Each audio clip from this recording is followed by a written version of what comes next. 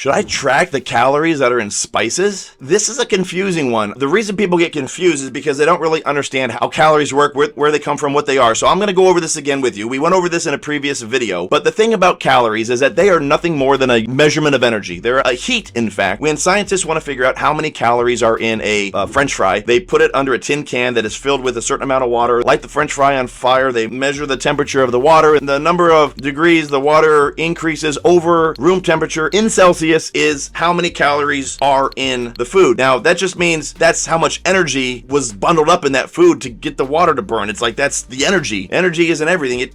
That took energy, right? To run a mile, it takes a certain amount of energy. To do anything, it takes energy. And food has energy. And then we convert that energy into that kind of stuff, right? So everything has calories. I mean, carbs and protein have 4 calories per gram. Fat has 9 calories per gram. But you know what else has calories? Paper and plastic and metal and matter. Everything on the planet that is physical has energy. That's it. When we have spices and people are like, how come I can't have calorie-free spices? It's like, well, I mean, look, I don't remember, but I think it's like 30 or 40,000 calories in a gallon of gasoline. Simple as that. So my desk has a certain amount of calories because I could burn it and it would, there's energy there. Cinnamon comes in a stick. That stick, if you burn it, is going to have a certain amount of calories. Now, you might only use a little bit of cinnamon at a time. You might only use a little bit of nutmeg or a little bit of salt or a little bit of anything, and that little tiny bit is not going to have a whole lot of calories in it. I mean, maybe 1, maybe 5, maybe half of 1. But if you had a pound of cinnamon, don't do that. Don't eat a pound of cinnamon. But if you were to measure how many calories are in a pound of cinnamon, there's going to be a ton, right? There's going to be a lot of calories there. It's just that we use very little spices.